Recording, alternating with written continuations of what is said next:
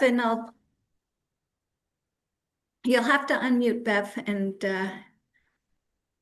We had a problem getting on again, but oh dear. yeah, I don't know. I'm going to phone Bell this afternoon and see if there's something they can do to help me. Okay. Well, I've taken roll call and we're good to go at this point. Oh, good. Okay, so everyone's here? Everybody who said they would be. Okay, so who all would that be? Oh, you can't see? No, I can't. Oh dear. Okay. Ooh, Just a that's minute. challenging. Just a minute. Okay, Okay. okay, just a minute. I've clicked something else here. I see Kelly, I see Wayne, I see Dina, I see Taylor, and I see Scott, and I see Sally. Is that it? And Glenn, did you say Glenn and Helen?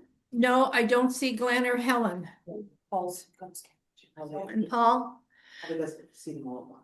Okay, so what I'll do then for you, Bev, is if I see a hand up, I'll let you know. Sure. Regardless of who it is, because your screen view may change over the course of the meeting, and just to Yeah. make sure you know who else wanting to Sure. speak. Okay. So then, since you've done roll call, I'll do the declaration of interest. If anybody has a pecuniary interest, they can declare it now or at the time that the item is being discussed. Could we have an adoption of the agenda? A mover and a seconder for that? Moved by Taylor, seconded by, Sure. okay, Wayne?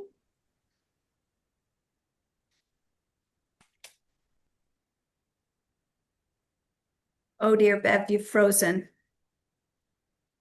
Hmm.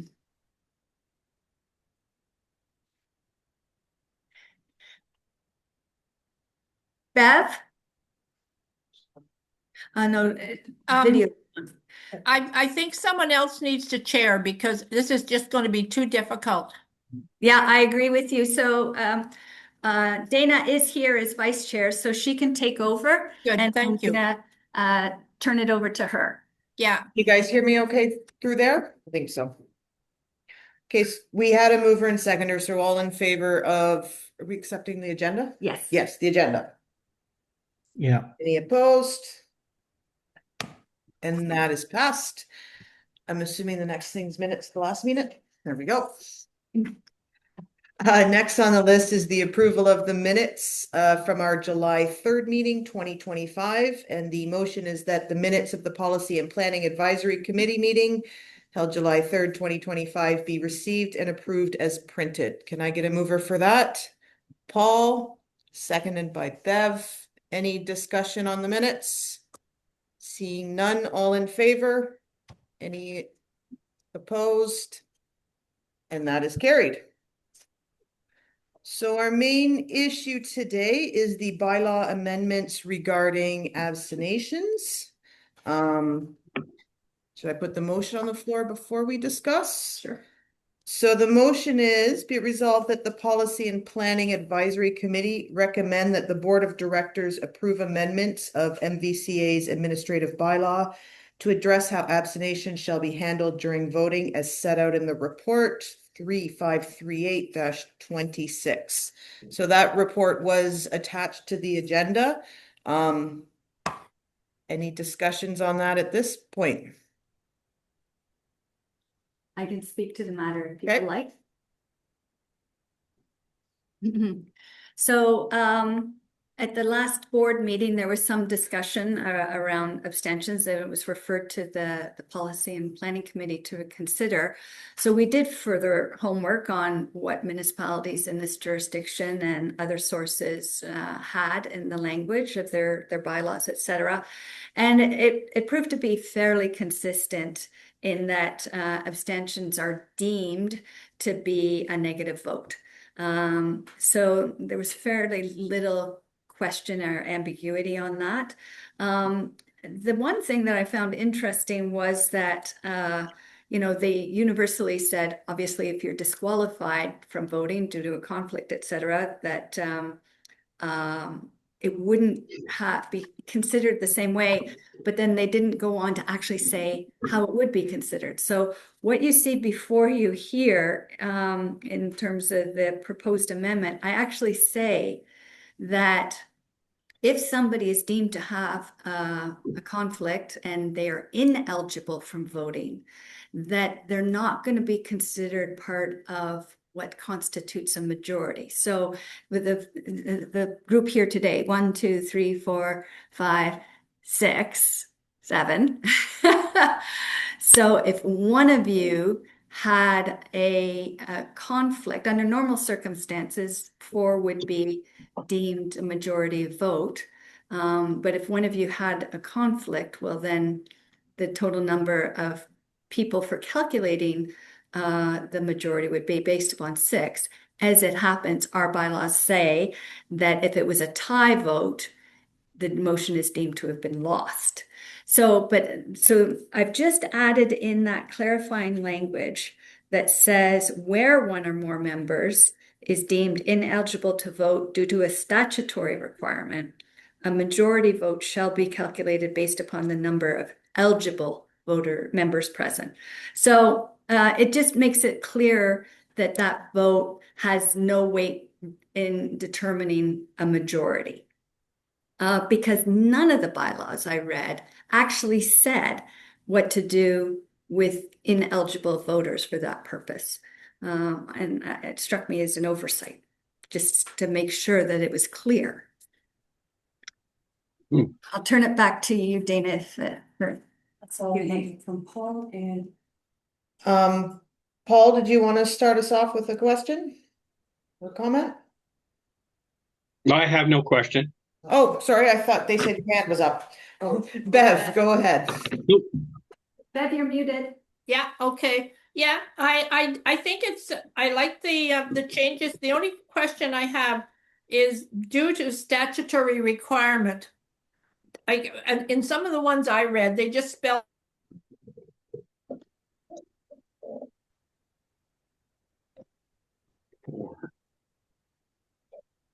Bev seems to have frozen again. We'll have to circle back to see what her comment was. Did anyone else have a comment on the proposed amendment? Taylor. Taylor?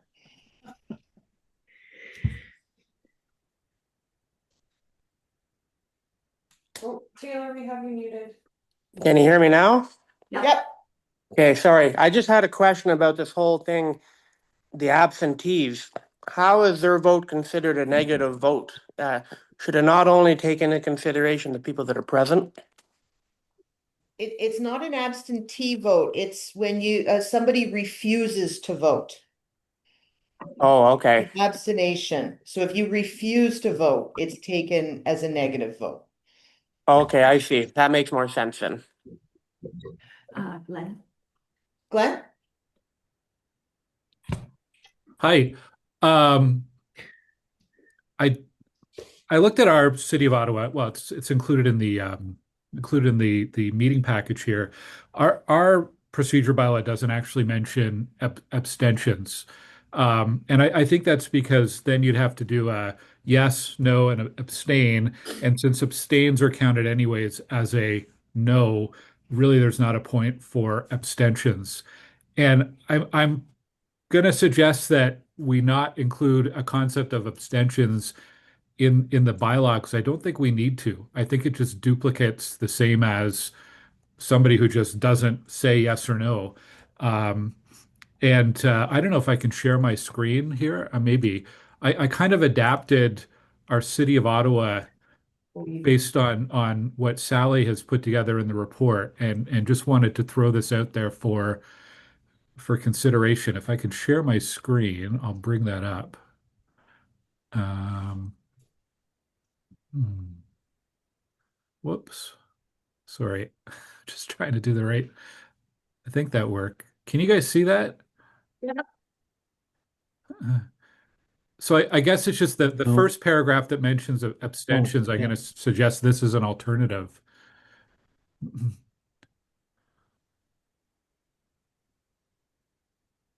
And it kind of does the same thing, but doesn't bring up the concept of abstention. Because I think if we give people that as an option, it means there's more people who are going to take a vote, right? Who are going to use that as their vote. And I don't think we should be encouraging or creating that new category unnecessarily. I'm gonna take a screenshot of that. Yeah, I can send it along to folks. Might be That would be great, if you could, I'm just thinking as well, though, I need to, if we're going to make this the amendment, yeah. that we'll need to have that, for Dana to read. Okay, so if you want to stop sharing, Yeah. Glenn, I have captured that. Okay. So we do have a motion on the floor. Yeah.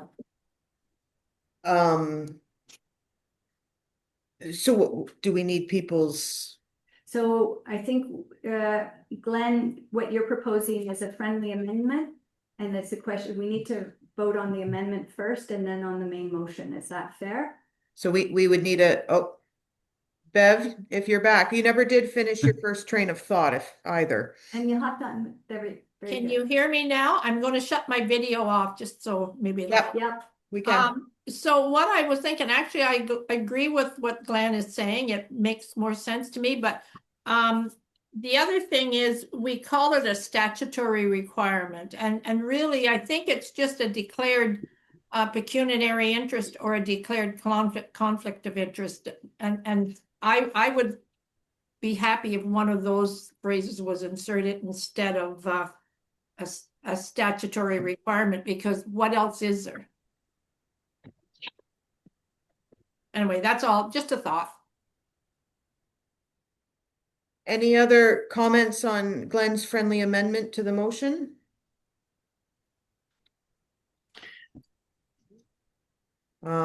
I personally like it. I wanted to suggest we remove that first sentence anyways, that promotes abstentions, because I don't want to promote that. We are elected and here to vote. Yep.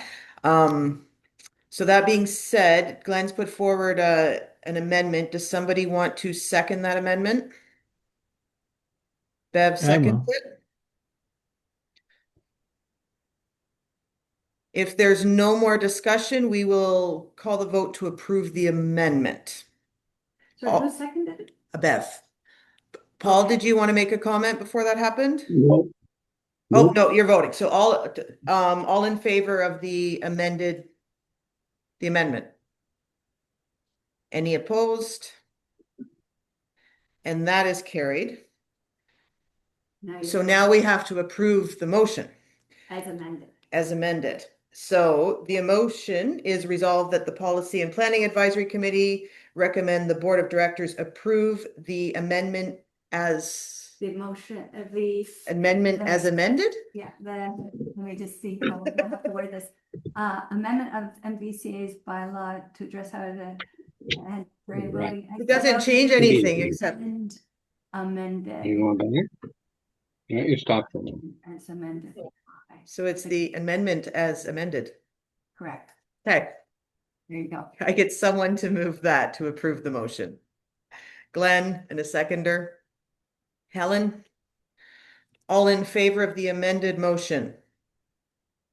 Any opposed? And that is carried. Glenn, your hands up, did you, It's just from, I don't think it ever went My down. my Zoom is when I put up my hand, my Zoom is recognizing that and putting up my hand on the screen. So I'll put that down. Sorry. So moving on the agenda, the next was the review of the MVCA's Code of Conduct for board members, and in Sally's report, she indicated she didn't think any changes were recommended. Do you want to speak to that? yeah, I think, it's certainly as good as others, and one could, tweak here and there, but it's a much more lengthy document and involved. And I just felt, since it seems to be hitting all the marks, how much value was there at this time of going into that document and trying to perfect it amongst a group of 17. So, I think if it's working for us, but if people have concerns about particular elements that aren't working or where clarification is needed, I think that would be a good discussion for us to have today. And the only area that I was thinking quite candidly was, so as most of you would be aware, Dana and Jeff removed themselves whenever we've been talking about the water and sewer connection. So it's the whole question about how board members treat not personal, With the town. but town or municipal interests when we're discussing those sorts of things. So I'm going to turn it back to you, and if there's any Yep. discussion around that.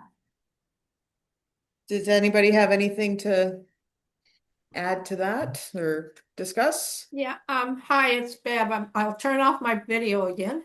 I hear exactly what Sally is saying. Like right now, I'm involved with the museum stuff, and it's very difficult because I'm sort of pulled in 3 or 4 different ways. So it is a really difficult situation.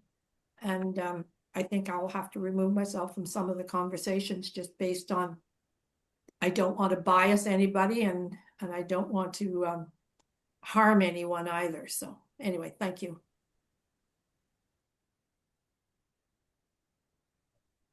Any other discussion on that one? Glenn? Just quickly, it's an interesting question, and I know this has come up with City of Ottawa when we have councillors serving on external boards. And I know we've had guidance before, but I just can't find it.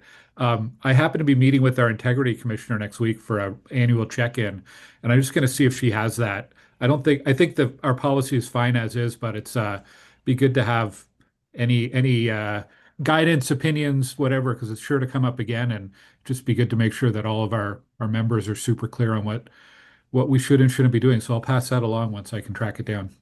Thanks. Thank you. So at this time, we're just leaving it as is. Excellent. Moving on now for the fun stuff. For Scott, the update with the Mill of Kintail Museum.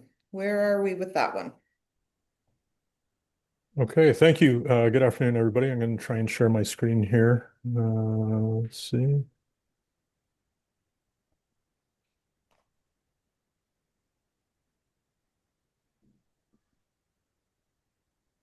Did that work?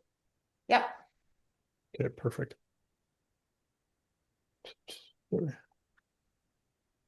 Okay.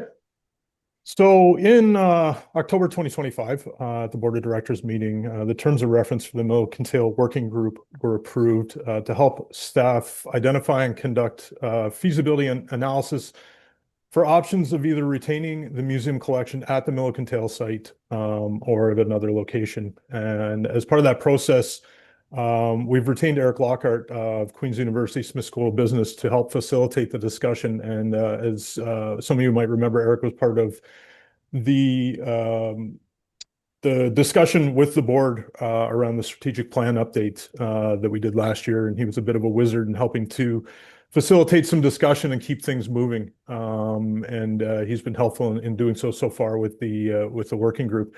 So I'm just going to take you through a bit of an update on kind of where we are with that process. There we go. So based on the invitations that were sent out, and this is made up of the group of people that have accepted the invitations that are now part of the membership. So they've been kind enough to donate their time to be able to be part of hopefully a solution in this case.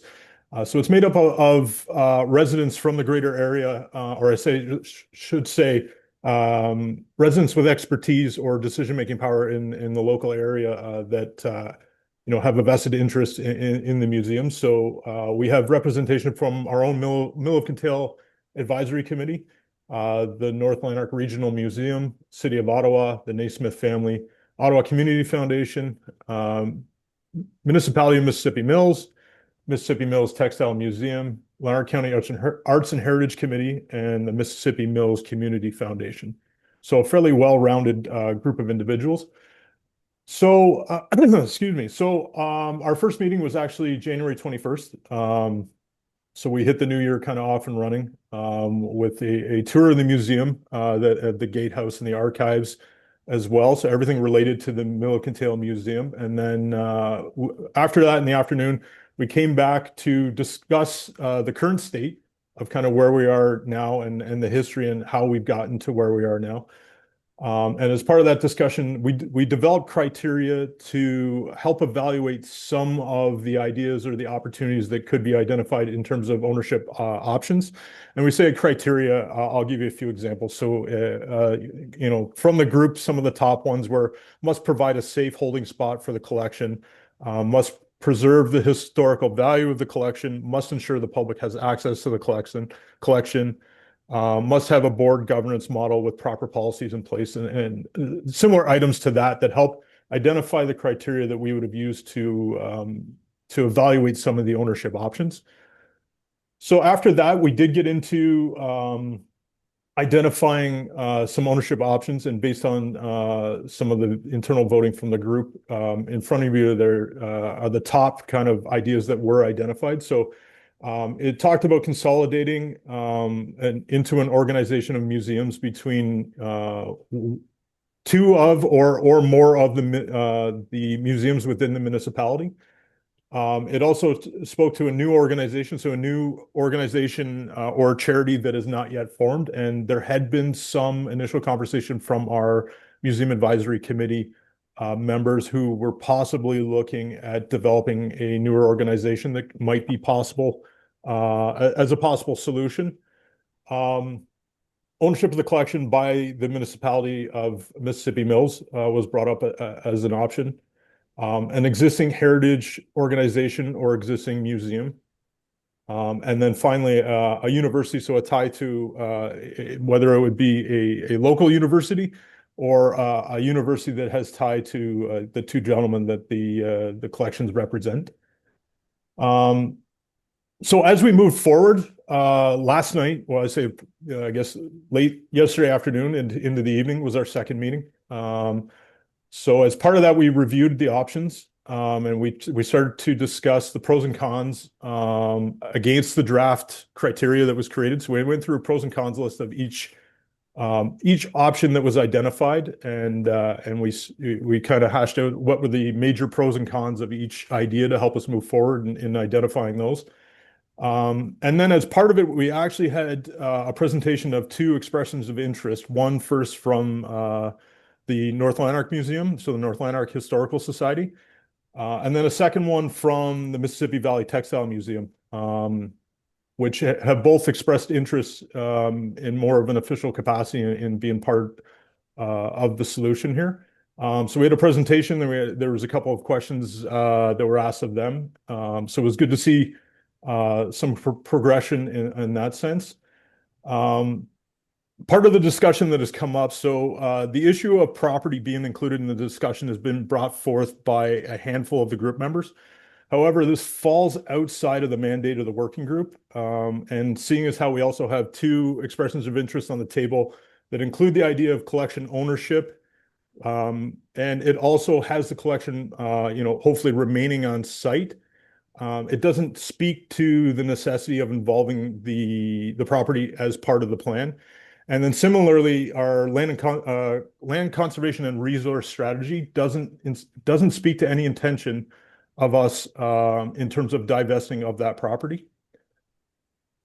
So we also did discuss next steps moving forward, and we brought up the plan and hopefully the idea of developing an official request for an expression of interest from the public community as a whole. So we have two right now, which is great. What I've kind of been pushing with the group is it's great we have options now, but we don't want to put all our eggs in one basket. The hope is, and members of the group, certain members of the group have really pushed, the opinion that they feel that the collection should remain on the property, and which from a staff level on my side, my personal opinion, we're not standing in the way of that. But I think we also need to look at other options in case for whatever reason these options do not come to fruition. I think we have good momentum with the group now to be able to look at these options. So with that, we're proposing to draft an REOI in time for the next meeting, which we're looking at scheduling the next meeting for the week of February 16th. So we'd be looking for feedback and input from the group on that REOI, and also possible distribution channels that we haven't necessarily thought of at this point. We'll also be going over timelines. And then as we look further down the path, which won't be that far away, the next slide will show you what a kind of a condensed timeline that we're on. So we'd be looking for, the REOI review, and then we may need to revisit the membership and mandate of the working group due to potential conflicts of interest. So far, 2 of the expressions of interest have been put forward by people who sit on the working group. So we're going to have to have a conversation as to how those ideas can be properly evaluated, without a conflict of interest being part of the conversation. So it's kind of something that we're working through as this moves along. So just to give you a kind of a look at the crunch timeline that we're on, and the reason being for that. So originally we had applied to the province for an extension on our community museum operating grant submission. So that submission is due June 30th, and as part of our funding model, we received funding from the province as part of that. And what's due as part of the submission this year is the 5-year strategic plan update. So we applied for an extension. Unfortunately, we're denied. So at this point, we're working towards a June 30th deadline to be able to complete that submission to ensure that we're still eligible for our funding. So you can see on there that, it's got the meeting dates that we have posted, the hopeful meeting date for the week of the 16th. We're looking at issuing an REOI publicly in the week of February 23rd. And again, the sooner the better from our standpoint too. Again, it's a bit of a crunch timeline, and these are tentative dates at this point, but we'd be looking at approximately a 3-week turnaround. As it's been brought up in the group that, this has been fairly widely publicized, and we hope that the word has got out that, this is a fairly urgent issue. And we like to think that, there's some momentum behind the conversation, and we would hope that, those that may be interested and just haven't officially expressed their interest, it wouldn't take them long to kind of put pen to paper in that sense. And then we'd be looking at issuing an actual RFP, a request for proposal, in mid-March, around the date of March 16th, with a 5-week turnaround. All of this is in preparation, hopefully, to get a recommendation to the May 11th MVCA board meeting, to hopefully get board approval on that plan and moving forward. And then we would be able to then turn around an updated strategic plan to meet the June 30th deadline for the CMOG application, and again, remain eligible for our funding. So all this in mind, the 2 things that we're looking at here, that I would point out is we have momentum and we have focus from this group. So there's a lot of passion behind the group, and everybody, I think, wants to see the collection end up in the best place possible. And like I said, so I think the time is now to continue with that momentum and continue to push towards a solution. And I think we can get to that, and hopefully within the time frame of this, to find a possible solution in a timely manner, and again, to hopefully meet our funding due date of June 30th. Excellent. Thank you, Scott, for that update. It's nice to see movement on this, and that's an aggressive timeline. Got a lot to do. Does anybody have any questions or discussions for Scott? Scott, could you stop sharing so that we can, there we go. Very good. Thank you. Taylor, did you want to ask something or add something? Oh. Bev? Okay, you can hear me? Yep. Okay, so I'm part of that group, and it was quite contentious at times. I think Scott can attest to that also. And just for information, we as a council have never discussed bringing, any type of sponsorship or anything of the Mill of Kintail. We haven't had a council meeting since the first meeting of this And so I've no idea what the wishes of council is around that. I think the other thing is the land issue was quite contentious, particularly two or three people. And I just asked the question, I asked it there yesterday and I'll ask it again today from you people who probably have a better idea than I do. Should we have something from council again to say absolutely land is not involved? Because I'm quite sure that at least one of those proposals might be quite definite that that land should, you know, that it's national land and, you know, for a national treasure, and that it in order to be viable, the land has to go. I'm just surmising that. Nobody's told me that, but anyway, I just put the question out there. Do we need to take this back to council to get a definite commitment?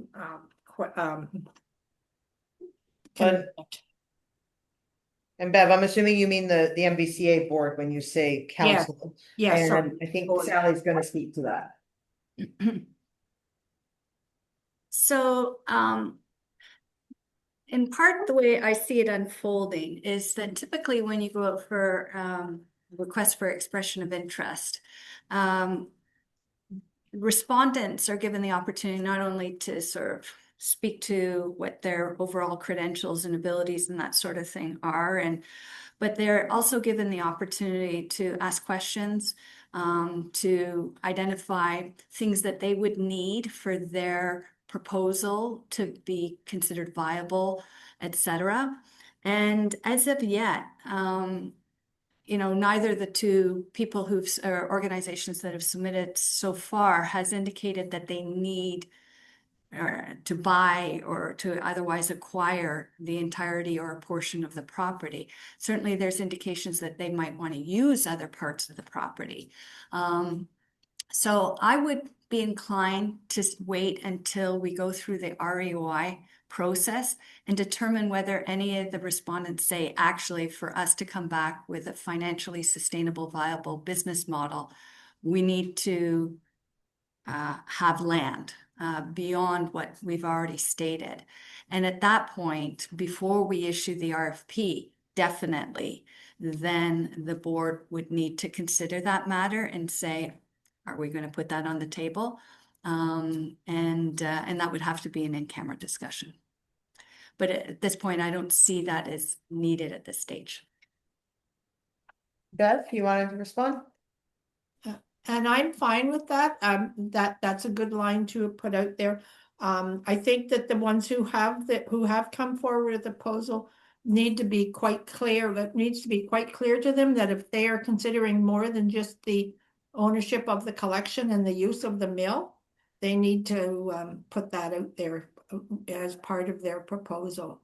Like no cloak and dagger stuff, you know? I think that's fair. Any other discussion on the Mill of Kintail update at this point? All right, so we are just receiving that for information. So thank you, Scott, for that, and we'll look forward to the next one. No, that's it on our agenda here. So next up is adjournment. Do I need a mover and seconder for that? We got Paul and Taylor, all in favor. And we will see everybody on Monday. Right on. Bye, everyone. Bye. Right now. Thank you. Thank you.